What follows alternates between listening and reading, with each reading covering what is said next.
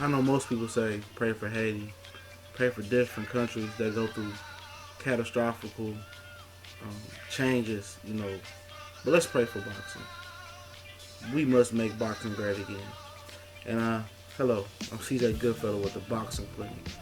Definitely on a serious note here, that you know, years have gone by since Gennady Golovkin has fought or even thought about fighting a meaningful opponent. Um, you know, Andre Ward gunned for him. After the Rosado fight, he said he wasn't ready. Then he says he's tired of Andre talking shit. So let's make the fight. 164 pounds, Andre. Andre can't get down there. Andre said 68. No, it didn't happen. Andre moved to 75 to fight the killer Kovalev this weekend. Then he turns around after Andre moves up to 75. I'll fight Chavez Jr. at 68. And then the boxer guy said, no, you won't. Fonfora put Chavez Jr. on his ass. Now Eddie Hearn is saying, I don't know. I know these promoters are wishy-washy and liars today and truth tellers tomorrow and liars again. But why would Eddie Hearn lie about a retired fighter?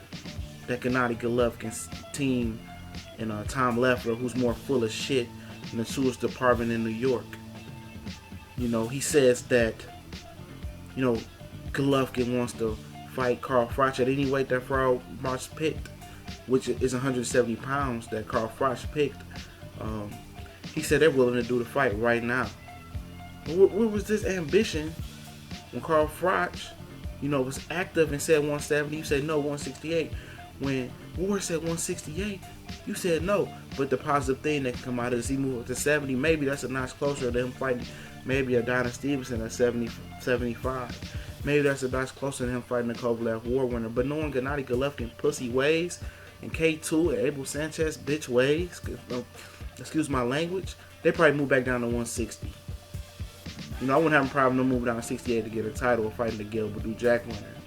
But they just not cut like that, dog. These boxers today, even one of the last old school boxers out there, and Vladimir Klitschko has turned into a straight punani, bro. And Golovkin is the poster boy of punani fighters. He's not fought one elite boxer yet. And he wants to go after retired Carl Froch. And I know Carl Froch doesn't keep that trap closed. I understand that. He might look in great shape, but he's not probably in boxing shape. And, the good thing about this fight that might happen is that Carl Froch is guaranteed a minimum purse of this fight that they're saying of 10 million euros. So it might come to fruition. Charles Froch is a tough guy, but he's not the most skilled fighter of them all. He has a great chin. Even though Groves put him down and came back and stopped Groves in a controversial fight, and then knocked the fuck out of Groves in the second fight. He beat Bushin Bute, lost to Andre Ward, but Gennady Golovkin just picks and chooses fights like, he's earned that right and he hasn't earned the right. He's not a top 10 pound for pound fighter based off his resume. They put him there because the potential that he can do. Because at 160 there's nobody there that's competitive. There's nobody probably in the top 50 pound for pound at 160. It's not like 47.